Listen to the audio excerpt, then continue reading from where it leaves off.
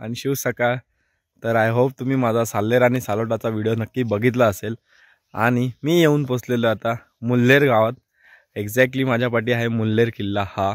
आणि ह्या किल्ल्याच्या इथनं आमची सकाळ अशी झालेली आहे. तर इथे तुम्ही पाहू शकता कशी दिसते ती भन्नाट.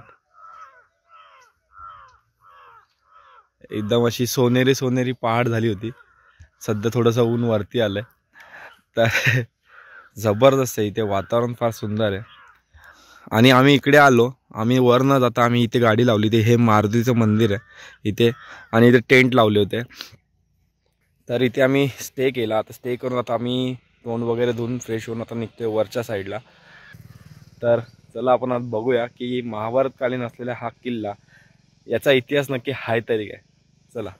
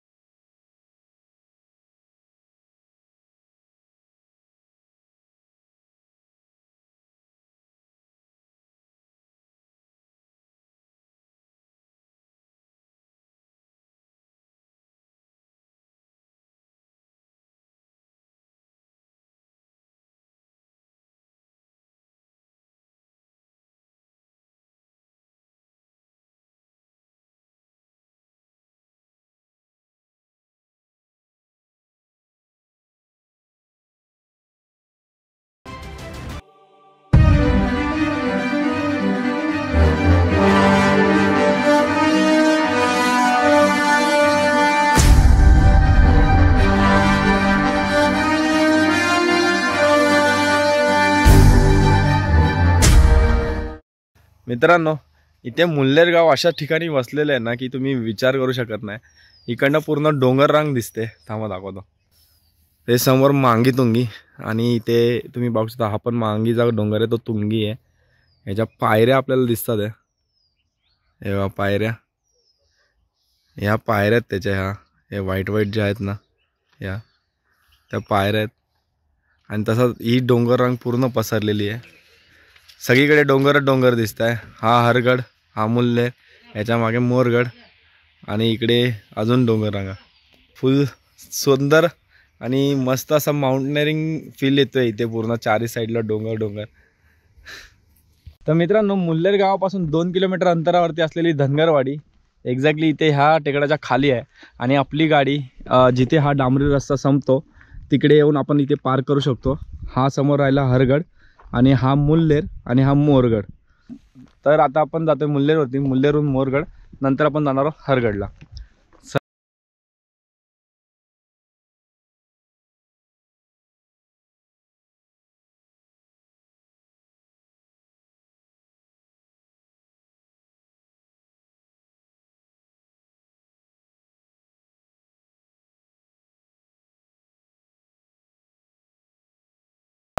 जादू बघायचे. थांबा. कसं वाटतंय माझा महाराष्ट्र? हिमालयाला पण लाजवेल. जर याच्यावरती जर बर्फ असते, जसं हिमालयाच्या डोंगरांमध्ये बर्फ पडलेला असो, तर हा तसाच भासला असता कदाचित. ह्याला अजून आपण झूम करून बघितलं तर किती जबरदस्त वाटतोय बघा. इथे आहे कुठेतरी नावीगड, हा तांबोळ्या, हा मांगी आणि हा तुंगी किल्ला. कसं वाटतंय? कसा वाटला तुम्हाला हा व्ह्यू? नक्की सांगा कमेंटमध्ये. हा व्ह्यू अजून मन भरून बघण्याचं मन करत होतं, पण आम्हाला आज 3 किल्ले सर करायचे आहे, मुल्हेर, मोरागड आणि हरगड. त्यामुळे फटाफट चढत होते. फायनली मित्रांनो, आपण येऊन पोचलोय किल्ल्याच्या पायऱ्याशी. इकडनं आपण किल्ल्याचा प्रवेशद्वार, पहिला प्रवेशद्वार आहे हा. भला मोठा बुरुज, याची डागडुजी करण्यात आलेली आहे. तोपर्यंत आपल्याला इथपर्यंत येण्यासाठी अशीच नॉर्मल पायवाट आहे. आणि इथे आल्याच्या नंतर आपल्याला इथे मारुतीचं आणि गणपतीचं शिल्प बघायला मिळत आहे कोरलेलं. तर आता आपण चलतो वरती. अजून काय चला. तर पहिल्या प्रवेशद्वारातून प्रवेश केल्यात आपल्याला समोर दुसरा प्रवेशद्वार दिसतो. तिथे पहिला आहे आणि इथे दुसरा आहे, जो दरवाजा सध्या नाही आहे. आणि ह्या किल्ल्याची तटबंदी तुम्ही बघू शकता किती जबरदस्त आहे. डागडुजी जशी करण्यात आलेली, पण किल्ल्याला तटबंदी एकदम जास्त प्रमाणात जाड आहे. त्याची रुंदी वगैरे, आणि इथे जुनी तटबंदी आपल्याला पाहायला मिळते. तर मित्रांनो, दुसऱ्या दरवाजातून 5 मिनिटाच्या अंतरावरती आपल्याला तिसरा दरवाजा बघायला मिळतोय. आणि हा दरवाजा अजूनही शाबूत आहे, पण ह्याची साईडची जी वॉल आहे ती ढासळल्या गेलेली आहे. तर त्यामुळे ह्या दरवाजाची पण लवकर कधी पण पडझड होऊ शकते, कारण याचा सपोर्ट सिस्टम तुटतोय हळूहळू. हे बघा इथे ह्या खाच्यात वगैरे, इकडे पण. तिसरा दरवाजा पार करताच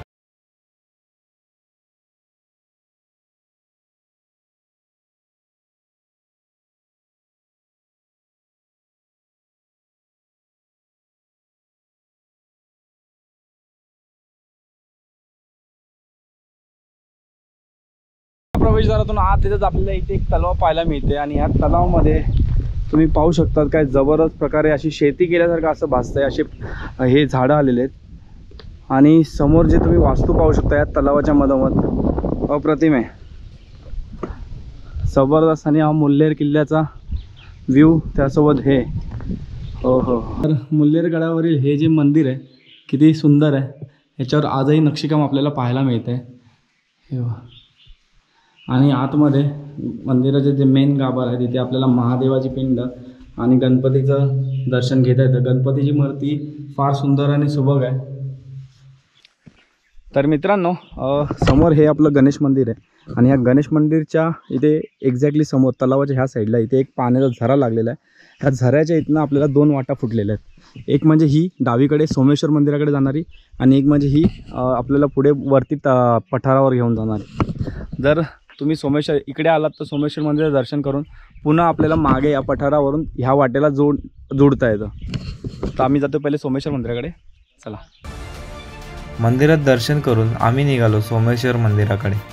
गणेश मंदिरापासून 5 मिनटं वर आल्यानंतर आपल्याला इथे महाराज जे मंदिराची सेवा करतात ते महाराज बघायला मिळतात. इथे महाराज राहतात, पण इथे त्यांचं म्हणणं आहे की इथे पाण्याची कमी आहे. तर पाणी जे आहे ते मगाशी आपण ते झरा बघितला गणेश मंदिरासमोर, तेच पाणी पिण्यासारखं आहे. ते पण पाणी जून महिन्यामध्ये आटून जातं. आणि इकडे जर तुम्ही आलात कधी स्टे करायला, पण इथे स्टे करायला तुम्ही तुमचं पाणी घेऊन या, इकडेचं पाणी घेता येत नाही, आणि स्टे करायला सुद्धा ते नाही म्हणताय. तर इथे टॉयलेट वगैरे पण आहेत आपल्याला यूज करण्यासाठी. म्हणजे इथे मोठ्या प्रमाणात हा हॉल बघून इथे मोठ्या प्रमाणात भाविक येतात, भक्त येतात, मला असं वाटतंय. आणि एक्झॅक्टली इथनंच पुढे आपल्याला असा रस्ता सोमेश्वर मंदिराकडे जातो. गणेश मंदिरापासून 5 मिनिटात आम्ही येऊन पोचलो सोमेश्वर मंदिराकडे. तर मित्रांनो, आपण येऊन पोचलोय सोमेश्वर मंदिराजवळ. अजूनही वास्तू जुनीच आहे सोमेश्वर मंदिराची, आणि त्याच्या खाली आपल्याला इथे पाहायला मिळतात 2 तोफा, आणि त्या तोफांना नावंसुद्धा अजूनही आहे. शिवप्रसाद, ही तोफ शिवप्रसाद आहे, तर ही तोफ रामप्रसाद. जबरदस्त तोफ आहे, तुम्ही पाहू शकता किती मोठी तोफ आहे ही. याच्यावर तारीख पण काहीतरी लिहिलेली आहे.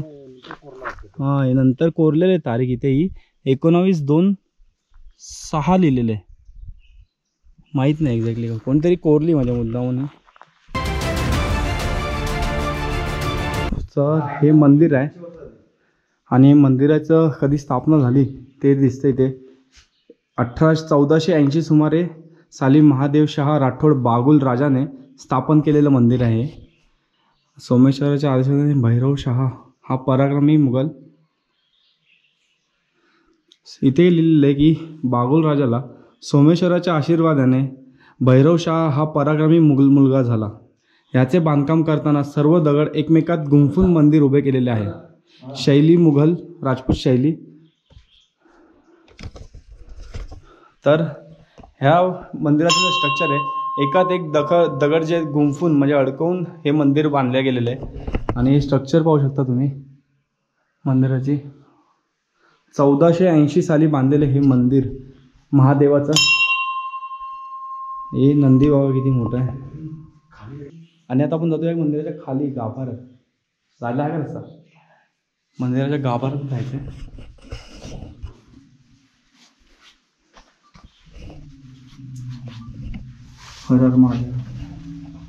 मंदिराच्या गाभाऱ्यात अंधार असल्यामुळे उतरताना टॉर्च चालू करून उतरावे लागते.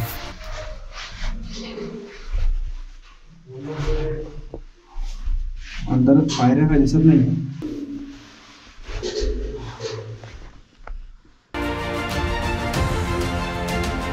मंदिराच्या आवारात आपल्याला ज्योतिर्लिंग, गणपतीची मूर्ती आणि सोबत बजरंगबली बघायला मिळतं.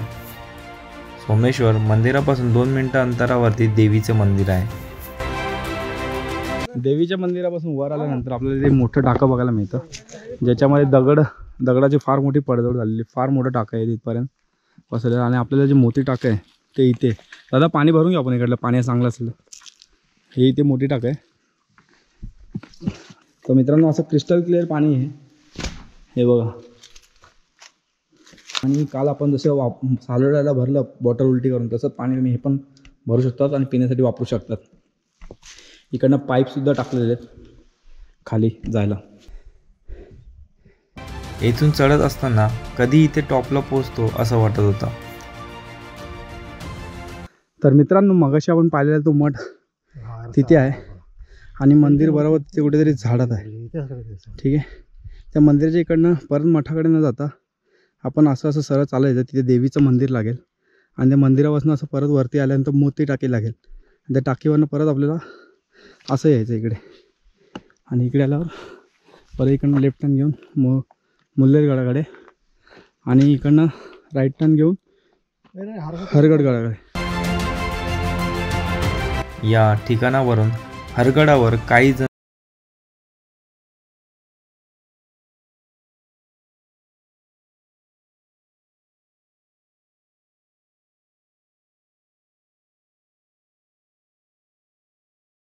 येऊन पोचले मुल्लेरगडाच्या पायथ्याला. आणि त्या मुल्लेरगडाचा तुम्ही जो एंट्रन्स आहे, जो त्याचा महादरवाजा, तो बघा तुम्ही कसा आहे. काय जबरदस्त स्ट्रक्चरमध्ये बांधला आहे. इथे भिंत, इथून एंट्रन्स, परत वरती भिंत, असं पूर्ण प्रोटेक्शन दिलेलं आहे त्याला. आणि अशा घळीमध्ये आपल्याला फार क्वचित किल्ल्यांचं बघायला मिळतं. जसं हडसर किल्ल्याला पण असंच घळीमध्ये बांधलेलं आहे. पण प्रबळगडाला पण घळीमध्ये असंच आपल्याला एंट्रन्स बघायला मिळतो. जबरदस्त वाटतं इकडं बघताने. हो,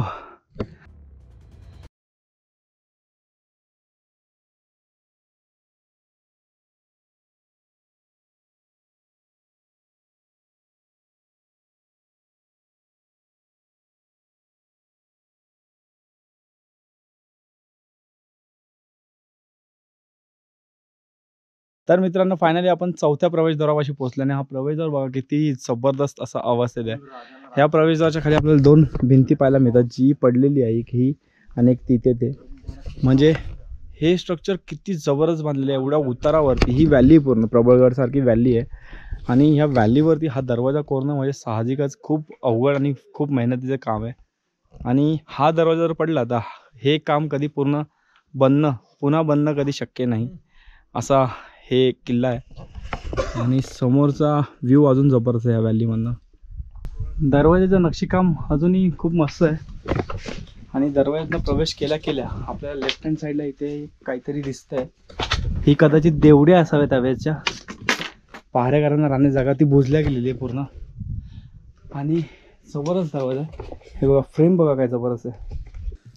दरवाज्यातनं प्रवेश केल्या ह्या साईडला लेफ्ट हँड साईडला आपल्याला इथे गुहा बघायला मिळत आहे.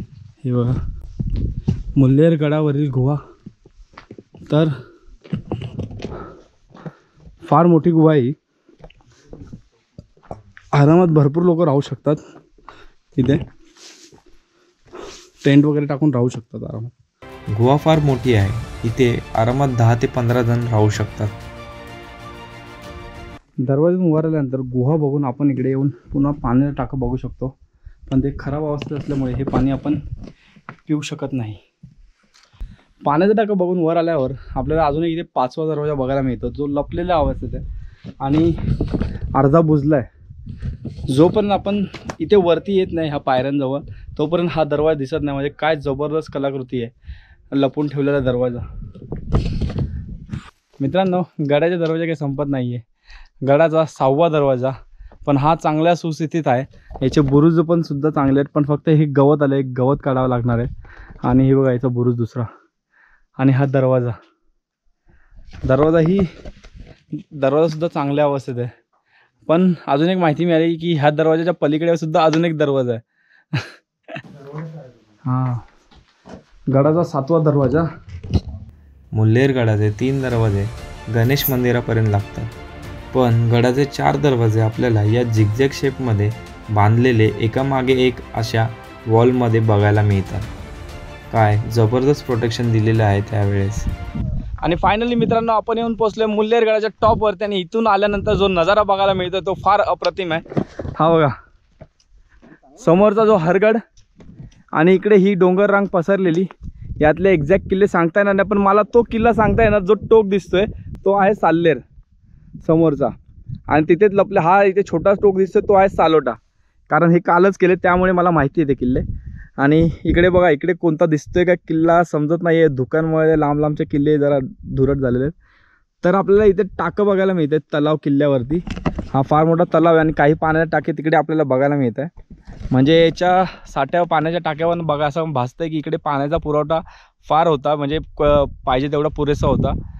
बागलाण प्रांत अनेक कलाविष्कारांनी परिपूर्ण आहे. साल्लेर व मुल्लेर हे गडकोट ऐतिहासिक आणि पौराणिकदृष्ट्या महत्त्वाचे आहेत. अनेक समृद्ध राजवटींनी येथे राज्य केले.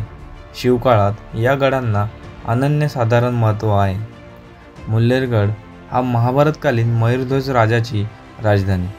राजाच्या नावावरूनच राजधानीला मयूरपुरी व किल्ल्याला मयूरगिरी नाव पडले.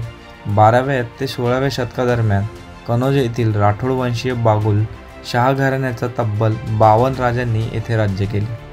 त्यावरूनच या प्रांताचे नाव बागलाण पडले. मुल्लेर किल्ल्याचा आकार थंडरबोल्ट सारखा भासतो आणि याचे हरगडकडील टोक एखाद्या कटारीसारखे भासते.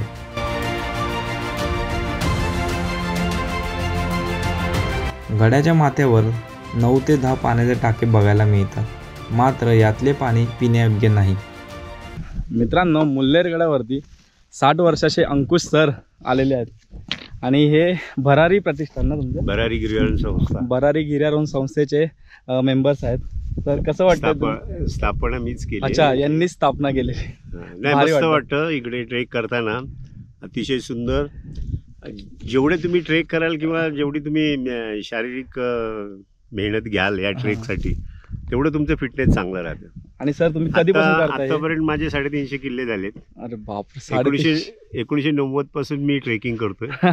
आणि आताही मी शनिवारी 50 किलोमीटर सायकल, रविवारी 100 किलोमीटर सायकल बापरे करतो.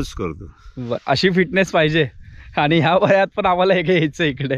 तुमच्यापासून प्रेरणा मिळाली आम्हाला, खूप खूप धन्यवाद. थँक्यू.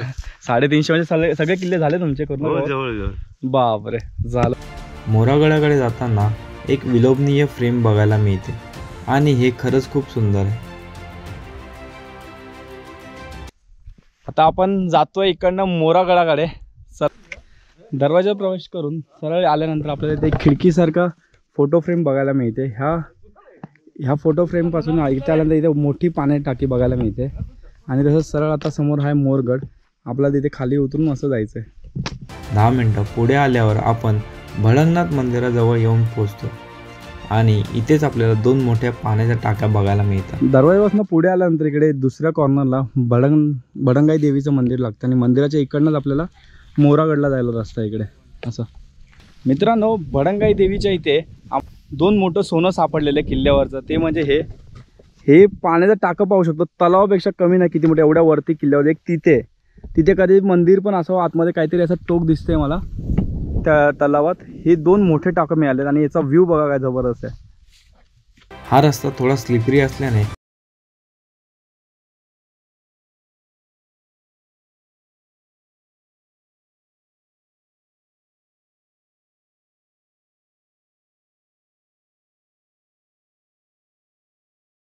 इथे आता पोहोचले मोरगड आणि मुल्लेरच्या मध्ये.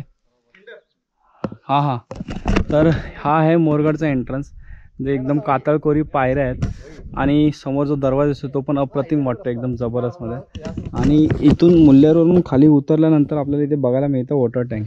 पण हे पाणी पिण्यासारखं नाही आहे. इथून असं उतरत असं यायचं.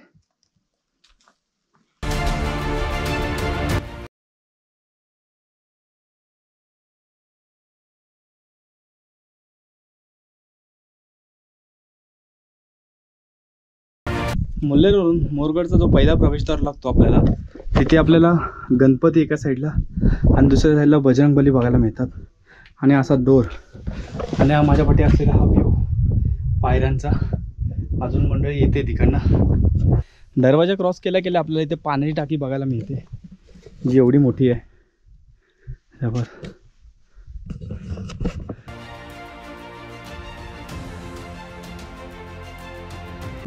तर मित्रांनो फायनली आता 1 वाजलेला नाही, मी मोरगडचा टॉपवरती पोहोचलेलो. हा टॉपचा एंट्रन्स यायचा आणि इकडनं दिसणारा व्ह्यू फार अप्रतिम आहे. हा बघा, हा मुल्लेर किल्ला, याच्या पाठीमागे आहे ते बनांगी माताचं मंदिर आणि समोर आपल्याला ती विंडो दिसते, ती खिडकी फ्रेम. त्याच्या थोडंसं खालच्या साईडला आपल्याला तिकडे पाण्यात टाकं वगैरे आणि याच्याच त्या विंडोच्याच खाली त्या साईडला डोअर आहे आणि त्याच घरीतनं आपण उतरायचं. असं इकडे बघाल तर समोर हरगड फोर्ट आहे. हरगड किल्ल्याच्या समोर इथे आपल्याला सोमेश्वर मंदिर दिसतंय. तर एका गावकरी पोरगा होता इकडे, त्याने असं सांगितलं की वर्षातल्या कोणत्याही एका दिवशी त्या काळी सूर्य जेव्हा उगायचा तर सूर्याची किरणे डायरेक्टली इथून त्या मंदिरात जायची, असं त्यांनी सांगितलं. हे किती खरं आहे माहीत नाही, कथाही असू शकतात किंवा खरंही असू शकतं, सांगता येत नाही. तर आता आपण करूया एक्सप्लोर मोरगड कसा आहे. चला.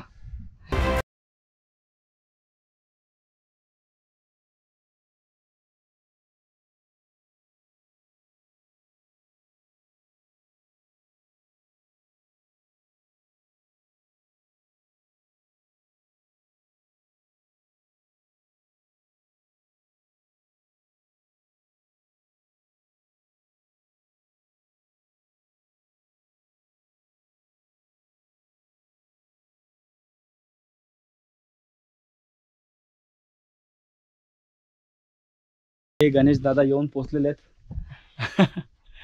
भरारीचे गिर्यारोहण मंडळाचे मेंबर्स ना. मेंबर गणेश दादा आलाय, मंदार दादा पण आलेला आहे. कसं वाटतं दादा पूर्ण ट्रेक? मस्त. यांनी पण बागलाण रेंज ह्याच्या अगोदर पण केली आहे, खूप सुंदर अनुभव आहे. आणि तुम्ही कधीपासून करताय मी ट्रेक? 1992 पासून ट्रेकिंग बापरे. आता सध्याच 50 कंप्लीट केली, पण age is just number. Age is just number. त्याच्यामुळे अजून फिरायची इच्छा आहे बरं. सही सही. आपल्याला मगाशी अंकुश सर मिळालेले, तसे त्यांनी पण तेव्हाच चालू केलेले आहेत, म्हणजे 90-92च्या काळात. आणि तेव्हापासून तुम्ही सोबत होतात? तेव्हापासून अच्छा, सोबतच एकत्रच ट्रेक करता. आणि मंदार दादा पण आलेला आहे. काय म्हणतो मंदार दादा, कसा वाटला ट्रेक? एकदम मस्त. कसं आहे वातावरण? एकदा तरी ही रेंज करावी, जे ट्रेकर्स आहेत हा, त्यांनी एकदा तरी बागलाण रेंज, सालबेरी, ढोलबेरी ही रेंज करावी. चला म्हणजे जीवनाचं सार्थक होते. ट्रेकिंग काय आहे, कस कसा निघतो, ते आपल्या काय लिमिटेड साधनामध्ये आपण कसे 2 दिवस घालवूया याच डोंगरांच्या कुशीमध्ये, खरं आहे. खरं ते आपल्याला कळते. खरं म्हणाले मंदार दादा. एकदा तरी करून बघावी. आणि खरं तर आव्हान केलेले प्रत्येक ट्रेकरला की ही रेंज करून बघावी.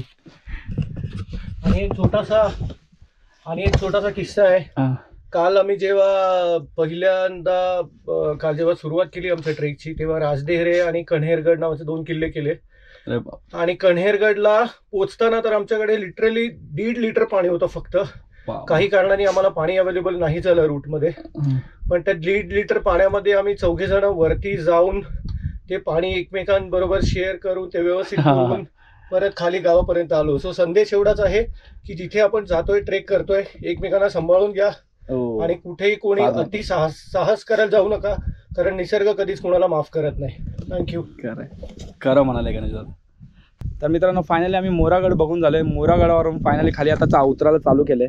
तर आता आम्ही मुल्लेरगडला न जाता इकडनंच एक पायवाट खाली जाते अशी, जी डायरेक्ट सोमेश्वर मंदिरापाशी जाते. आणि समोरच आपल्याला हरगड. आणि हरगड आम्हाला आज कसावाई का चढायचा आहे आणि उतरायचा सुद्धा आहे, तर त्यामुळे फटाफट जावं लागणार आहे. माझी टीम ऑलरेडी पुढे गेली आहे. तर त्याला भेटूयात पुढे हरगडच्या ट्रेकला.